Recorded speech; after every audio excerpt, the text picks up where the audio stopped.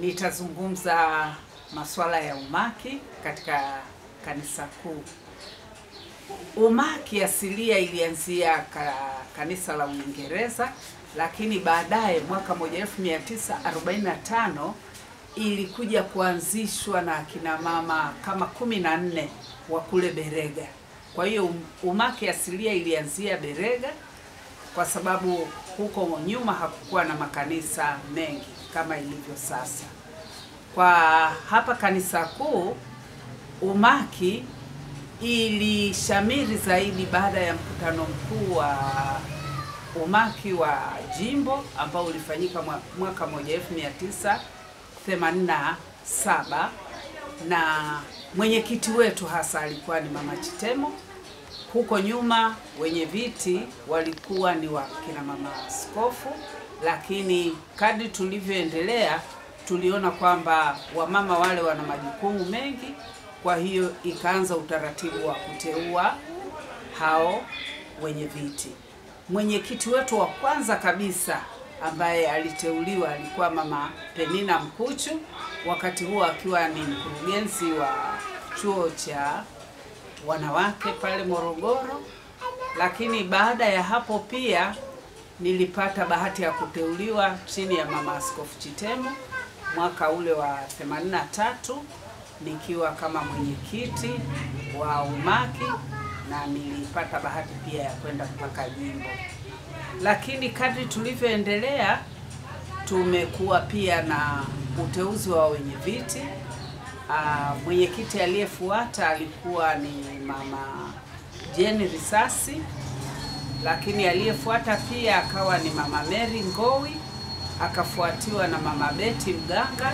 Walikuwepo viongozi wengine kama akina Mama Rehema Mhando, Mama Balaigwa, lakini pia nilikuja nikapata tena bahati ya kuteuliwa kuwa mwenyekiti umaki kanisa kuu. Kuanzia hapo sasa wenye viti tukawa tunawateua kwenye mkutano mkuu wa umaki ambao unafanyika kila baada ya miaka mitatu. Kwa sasa mwenyekiti wetu ambaye anaongoza ni Mama Martha Mabeka ambaye amepokea kutoka kwa Mama Dorothy Mazengo. Asante. Umaki inahusu kila mwanamama ambaye ni Mwanglikana katika kanisa Anglikana popote duniani. Umaki inaongozwa na makusudi matano. Kusudi letu hasa la kwanza, tunaelekeza watu kwa habari ya ndoa, na la pili tunahusika na malezi. Kusudi la tatu, tunahusika na masuala ya maombi, kwa sababu tunajua kabisa kwamba maombi ni muhimili katika kanisa na ni muhimili kwa Mkristo yeyote. Lakini kusudi la nne, tunahusika na mila na desturi. Mila na desturi, zipo mila ambazo ni potofu, zipo mila ambazo ni nzuri ambazo tunapaswa kuzifuata. Na sisi kama kanisa tunaendelea kushauri wana kanisa kufuata mila ambazo zina tija katika jamii kuliko mila ambazo ni potofu. Lakini la mwisho ni kusudi la tano ambalo ni swala la kusaidia waliopatwa na shida. Katika umaki tunajaribu kuwafikia wote ambao wamepatwa na shida, na umri ambao yeyote anapaswa kujiunga na umaki ni kuanzia miaka 18. Wanachukulia ni watu wazee, lakini umaki ni kwa ajili ya mama yeyote aliye Mkristo Mwanglikana anapaswa kujiunga na umaki. Mwitikio umekuwa ni mdogo kidogo kwa hasa wa mama ambao sasa hivi ni mabinti bado. Hawa wamama tunawakaribisha pia kwenye umaki kwa sababu wana mchango mkubwa katika kuendeleza umaki. Na mwitikio kwa sasa mimi nimeuona kwamba ni mdogo kwa sababu wamama wengi wanawaza kwamba labda umaki ni kwa ajili ya watu wazima kama miaka 50, 60, 40, lakini yeyote ambaye ana umri kuanzia miaka 18 anaweza kujiunga na umaki. Changamoto ambayo ninaiona katika umaki kwa sasa hivi ni kwamba mwitikio wa wale ambao wanajiunga na umaki sio mkubwa kwa sababu ya mambo mbalimbali.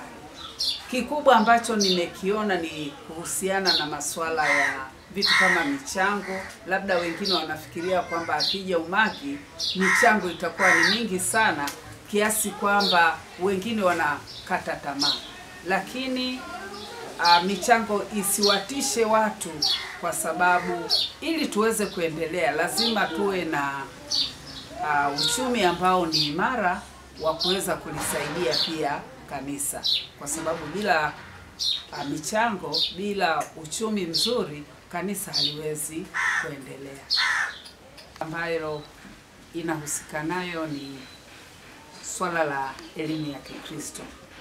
Umaki inapaswa kufundisha watoto katika shule za Jumapili, lakini pia kufuatilia watoto wa shule za msingi kwenye vipindi vya dini.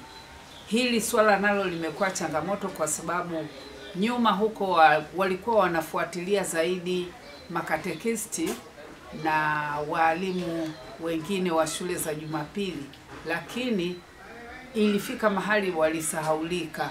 Kwa hiyo pia umaki ina jukumu la kufundisha watoto wa shule za Jumapili ili tuweze kuweka misingi ambayo itawasaidia watoto wetu katika malezi bora.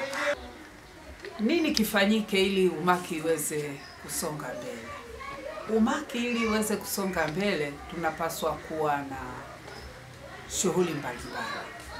Cha kwanza, kwa mfano, tunaweza tukawa na vipindi vya michezo, tunaweza tukawa na vipindi vya elimu kwa vitendo, kwa mfano mambo ya upishi, mambo ya ushonaji, mambo ya kazi za mikono, ili watu wengi wavutiwe waweze kujiunga na umaki.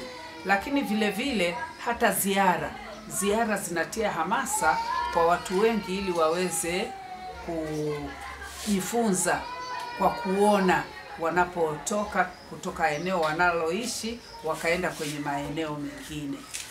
Kingine ambacho kinaweza kikasaidia umaki pia kuweza kusonga mbele ni kuita pia wataalamu mbalimbali ili waweze kupata kuelimisha akina mama, kwa mfano masuala ya ujasiriamali, masuala ya labda hata mambo ya afya, ili wamama wanapopata yale mambo ambayo yanagusa maisha yao yanaweza yakawafanya wapate hamasa ya kuweza kujiunga na umaki. Aidha, tunaweza pia hata tukawa na shughuli nyingine kama vile ambavyo tunazifanya za kwaya.